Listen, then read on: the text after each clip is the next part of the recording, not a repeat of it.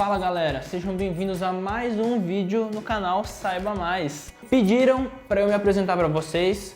Eu trabalho com todo esse pessoal que fica aparecendo em vários vídeos desse canal, só que eu nunca tinha gravado, então hoje estou aqui. Ambas, eu também, primeira vez que eu apareço aqui nesse canal, então fala galera! É a estreia dos dois. Muito obrigado por estar aqui, pastor.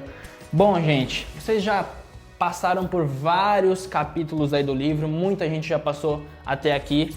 E a gente chegou hoje no capítulo de número 5, Sonhos de Liberdade, do livro A Maior Esperança. Então, vamos começar? Vamos começar.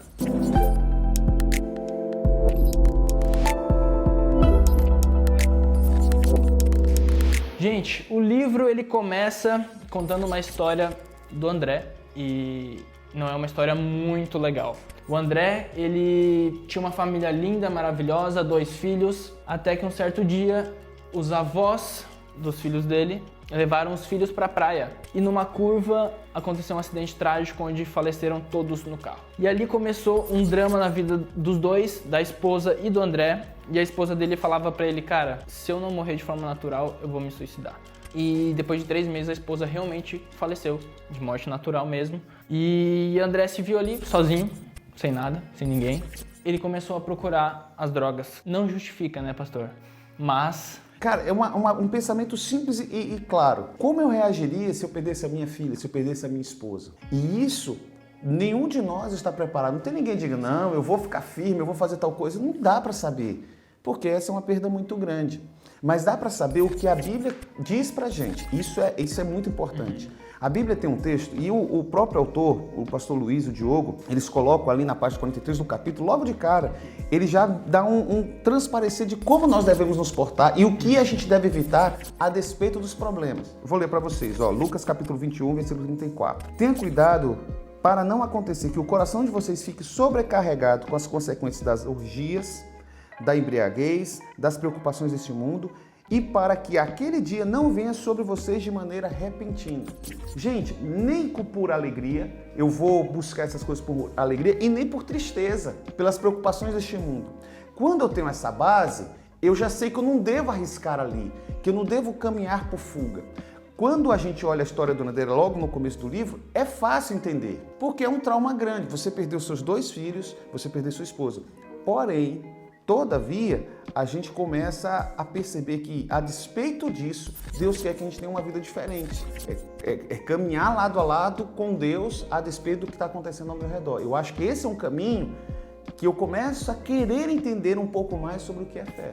Você começa a chegar no momento que você começa a pensar assim, cara, como que eu tenho essa fé? Como que eu crio essa fé? E como eu tenho a certeza que eu realmente estou tendo fé? Hebreus capítulo 11, versículo 1 diz que fé é acreditar nas coisas que ainda estão por vir.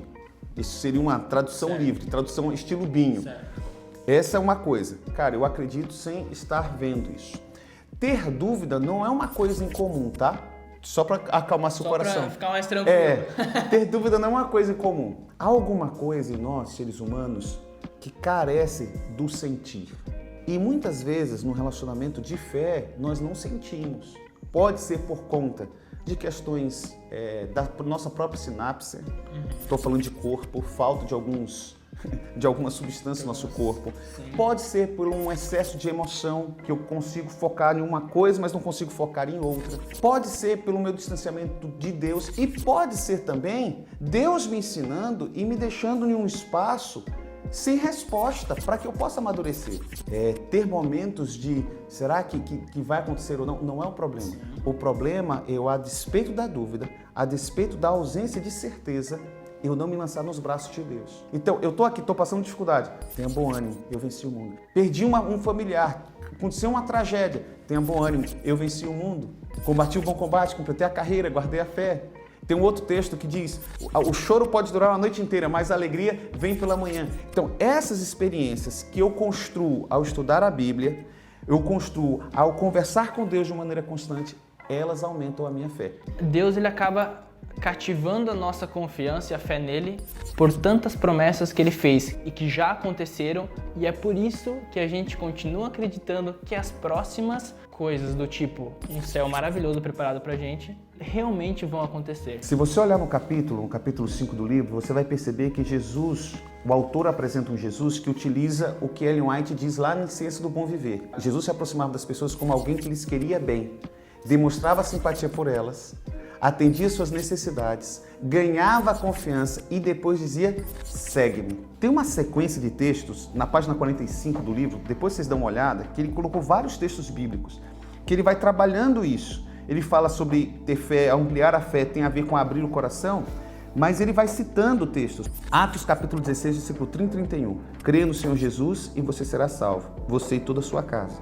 O outro texto que ele utiliza, Romanos 10, versículo 9. Se com a boca você confessar Jesus como Senhor e em seu coração crer que Deus o ressuscitou dentre os mortos, você será salvo.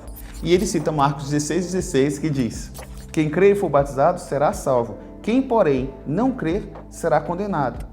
Olha os momentos que nós vivemos em termos pandêmicos. Nunca vivemos isso na nossa geração, mas teve Segunda Guerra, Primeira Guerra, gripe espanhola, peste negra. Cara, esse mundo está indo de mal a pior. Não se esqueça disso. Jesus Cristo vai voltar. E quando ele voltar, ele vai se relacionar com quem? Com quem quer se relacionar com ele. Não que ele não ame os outros, Com certeza. mas ele vai se relacionar com quem ama ele. Gente, a gente vai falar agora um pouco aqui da história do Bulhon, que é uma história muito importante. Eu vou falar um pouco por cima, mas se você quiser ler na íntegra, eu vou fazer um merchanzinho aqui agora, aquele para vocês. Nas páginas 47 a 49 tem a história do Bulhon.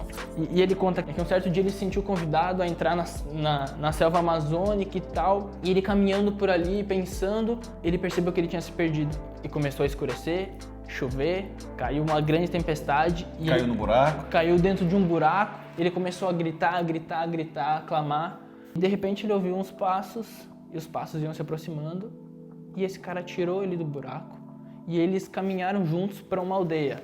E no outro dia, quando ele acordou, o amigo dele falou assim, cara, como é que você encontrou aqui? Porque à noite, numa tempestade, como é que você chegou até aqui? E aí ele falou, pô, você não viu o índio que tava comigo, cara? Ele que me trouxe aqui. Aí o cara falou, que índio, irmão? Bulhon, quando cai lá na ladeira, no penhasco, que o cara salva e no seu desespero de morrer, porque imagina, no meio da selva amazônica, eu já fui lá. Uhum. Cara, aquilo ali, se você cair num avião lá, você não é achado, vai ser uma sorte você ser achado, porque é uma imensidão.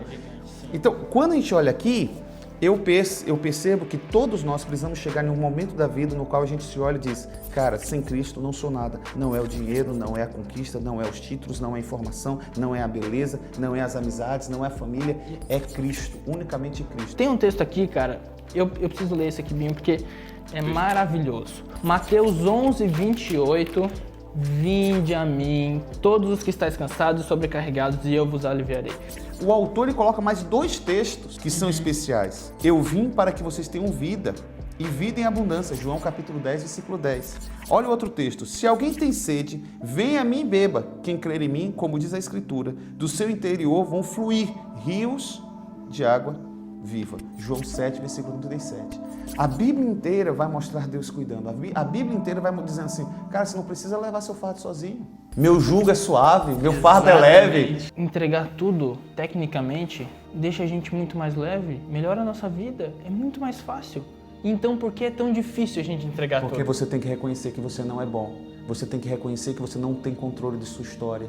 Você tem que reconhecer que tudo que você faz, mesmo que seja boa, ainda é insuficiente para aquilo que é o mais importante, que é a salvação em Cristo Jesus. Se você se entregar completamente a Ele através de uma oração, ajoelhado onde você estiver, ouvindo isso através de qual forma ou qual plataforma você estiver ouvindo, se você se entregar a Ele, houve salvação na sua vida, sua fé vai ser aumentada e aí você vai poder contar histórias de uma pessoa que é livre das coisas deste mundo, mas escravo das coisas de Deus. E não tem coisa melhor do que ser escravo das coisas de Deus. Gente, abra o coração para essa oração, para a gente orar junto aqui e que a partir daqui a sua vida possa ser uma nova vida.